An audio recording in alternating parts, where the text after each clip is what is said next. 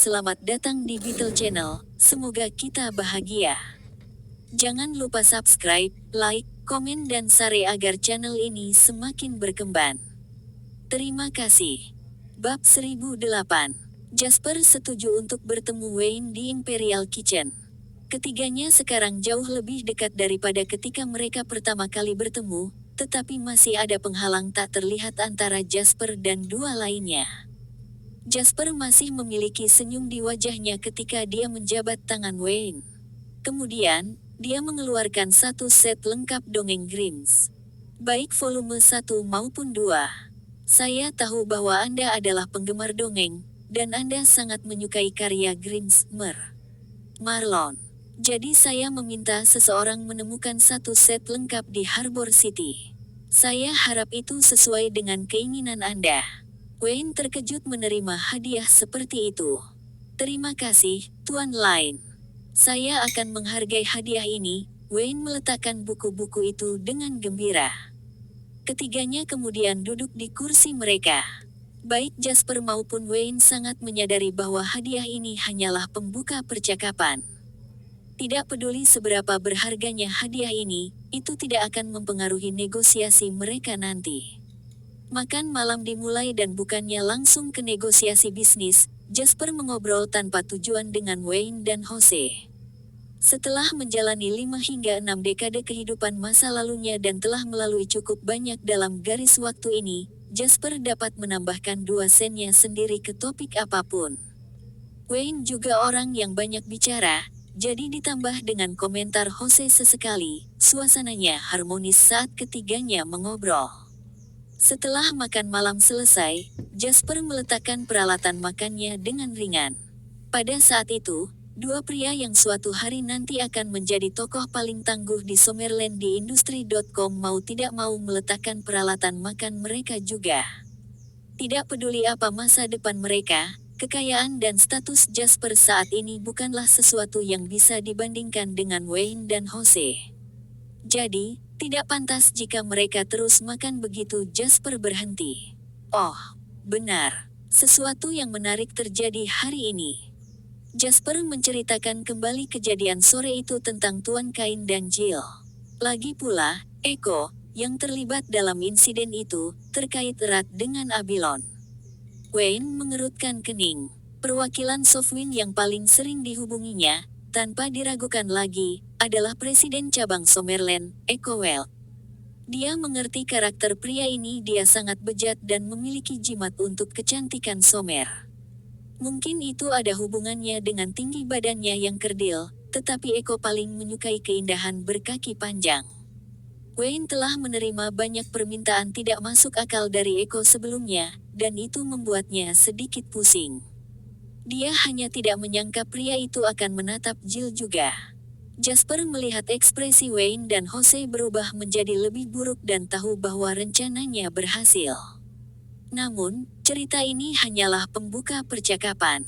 Pada saat yang sama, itu juga merupakan katalis untuk membuat Wayne memilihnya daripada Echo. Karena itu, mari kita langsung ke topik utama. Jasper tersenyum dan berkata langsung. Saya ingin menjadi pemegang saham mayoritas Abylon. Jasper akhirnya mulai berbicara tentang tujuan sebenarnya. Sementara Wayne dan Jose mengharapkannya, mereka masih merasa itu sangat sulit dipercaya. Jasper meminta terlalu banyak. Dia mengambil kesempatan ini untuk menghancurkan pengaruh dan kekuatan cabang Softwind di Summerland. Bapak Lane, Anda tahu bahwa mereka memegang 41% saham Abylon. Saya khawatir ini akan menjadi sangat sulit. Wayne tersenyum kecut. Tapi 59% masih di tanganmu, bukan?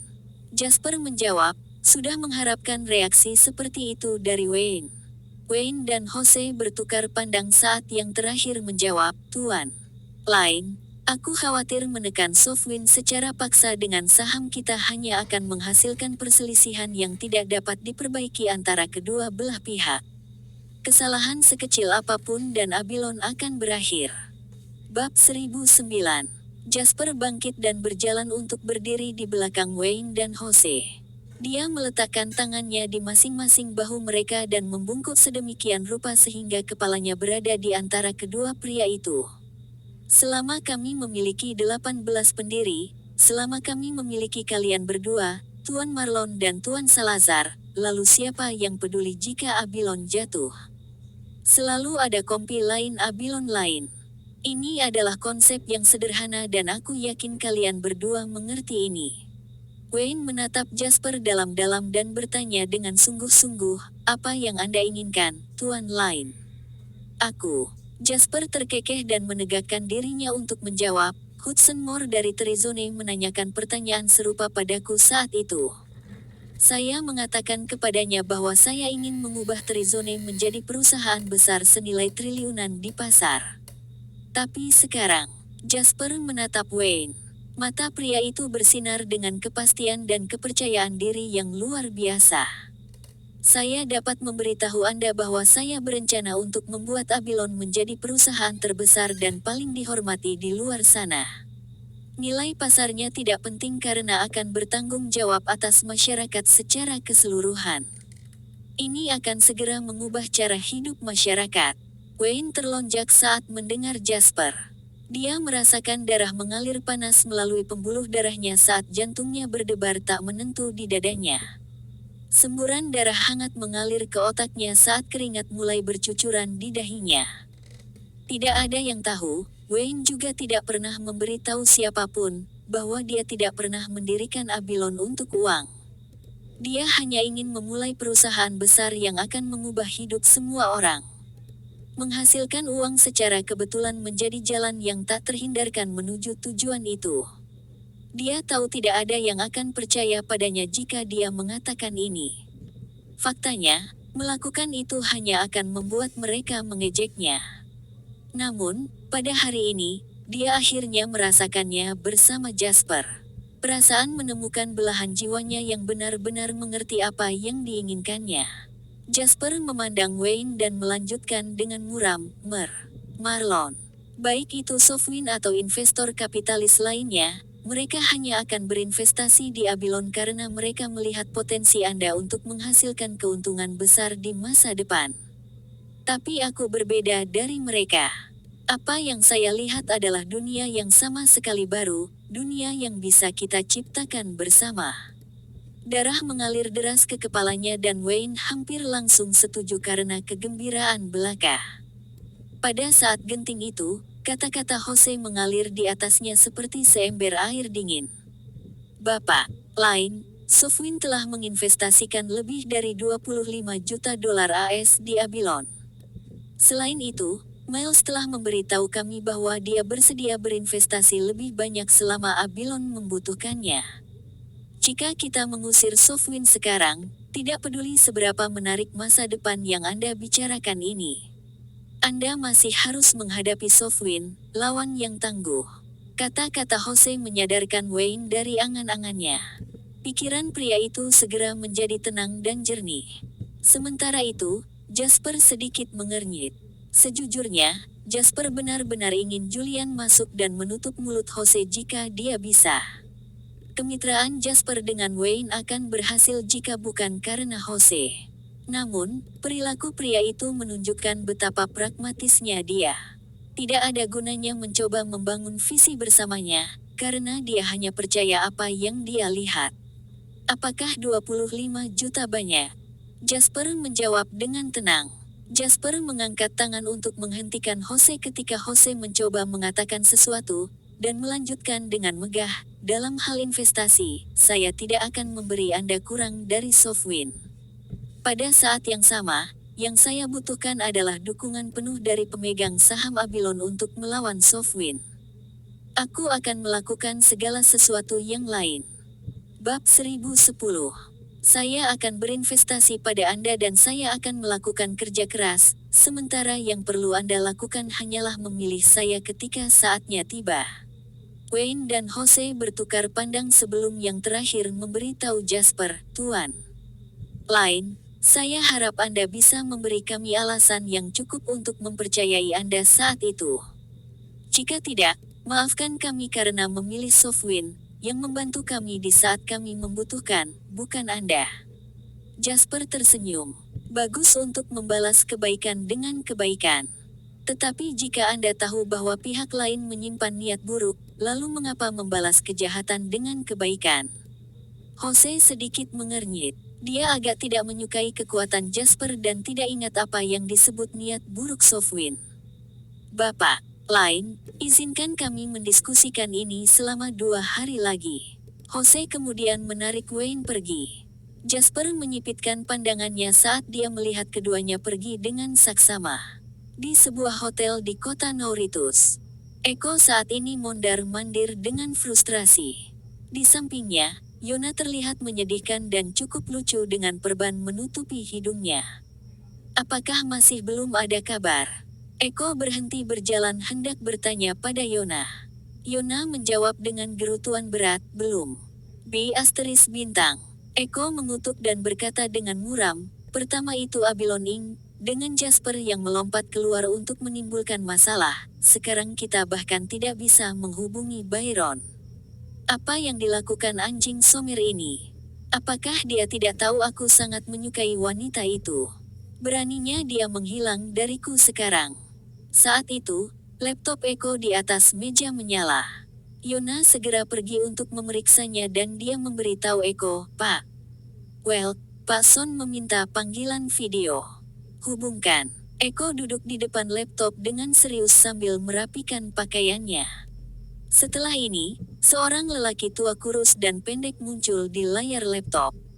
Bapak, Son, Eko menyapa Miles dengan sopan. Miles memandang Eko dengan tenang melalui laptop dan berkata, Eko, aku dengar ada sesuatu yang terjadi pada Abilon. Mengapa Anda tidak melaporkannya kepada saya? Telapak tangan Eko sedikit bergetar dari tempatnya bersembunyi di bawah kamera saat dia secara internal mengutuk orang tua ini karena tidak mempercayainya. Pasti ada banyak mata-mata yang disembunyikan di sisi Eko.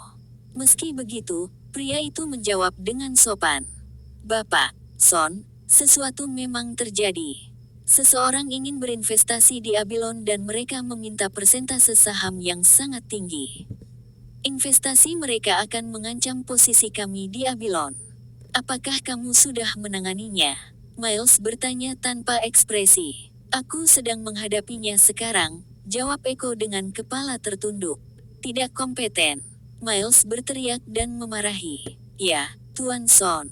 Maafkan saya. Aku tidak kompeten. Eko menjawab dengan panik, tidak berani berdebat sama sekali. Anda tahu bahwa saya memiliki pandangan yang sangat optimis tentang masa depan Abilon. Tidak ada ruang untuk kesalahan dalam hal ini. Kesampingkan setiap tugas lain dan fokuslah untuk berurusan dengan Abilon. Kalau tidak, aku akan memindahkanmu kembali ke negara ini bahkan jika keluarga Trader memintaku untuk tidak melakukannya. Dipahami. Saya mengerti, Tuan Son. Saya pasti akan memberi Anda berita yang memuaskan sesegera mungkin. Eko menjawab dengan keras. Bagus. Miles mengangguk saat ekspresinya melunak. Kemudian, dia berbicara dengan nada ringan. Eko, aku tahu kamu menyukai wanita Somer. Tapi ini adalah masalah yang bisa dimaafkan, jadi saya tidak akan ikut campur dalam hal ini. Namun, Anda harus memahami bahwa Sofwin memiliki kepentingan sendiri untuk dilindungi. Saya yakin Anda tahu apa yang akan terjadi jika saya mendengar bahwa Anda telah mengganggu kepentingan Sofwin karena hal seperti itu. Murid Eko sedikit berkontraksi saat dia memiringkan kepalanya untuk menjawab, saya tahu batas saya, Tuan Son. Miles menatap Eko untuk terakhir kalinya sebelum mengakhiri panggilan. Eko menghela nafas dalam-dalam begitu layar menjadi hitam. Pada saat itu, dia menyentuh punggungnya hanya untuk menyadari bahwa punggungnya benar-benar basah kuyup tanpa sepengetahuannya. Bodoh. Eko menggertakkan giginya dan memarahi, Miles harus memiliki mata-mata di perusahaan. Dia tahu semua yang telah kita lakukan. Yona mencondongkan tubuh ke Eko dan bertanya, haruskah saya menyelidikinya, Tuan Weld? Ya, tapi tidak sekarang. Tatapan Eko sangat gelap. Pertama kita perlu mencari tahu apa yang terjadi dengan Byron. Kemudian, kita membutuhkan perusahaan untuk melakukan apa saja untuk menyerang bisnis Jasper. Kami tidak punya waktu untuk penyelidikan sekarang. Kita bisa menyelidiki, kita sudah selesai dengan mereka berdua. Saya hanya perlu mencari tahu siapa yang menjual saya, menyingkirkannya hanya akan membangkitkan kecurigaan Miles. Kamu bijaksana, Powell, Yona memuji dengan mengesankan. Dengan harum, Eko berjalan ke jendela. Melihat ke bawah dari tempatnya berdiri, Eko bisa melihat sungai South Face yang cerah dan ramai. Jasper benar-benar pria yang berbakat. Proyek South Face ini akan menjadi proyek modernisasi kota yang luar biasa dan maju meskipun dibangun di Sunrise Land. Tapi siapa peduli? Segera arahkan kembali semua kekuatan bank investasi di Summerland untuk melancarkan serangan menyeluruh terhadap properti Jasper. Fokus pada proyek real estate-nya. Saya ingin dia belajar bahwa dia hanya akan mendapatkan satu hal dari membuat saya marah. Kematian. Perintah Eko segera diteruskan ke kantor pusat cabang Summerland Softwind Investments di Waterhoof City. Bersambung, terima kasih telah menyaksikan dan mendukung channel ini.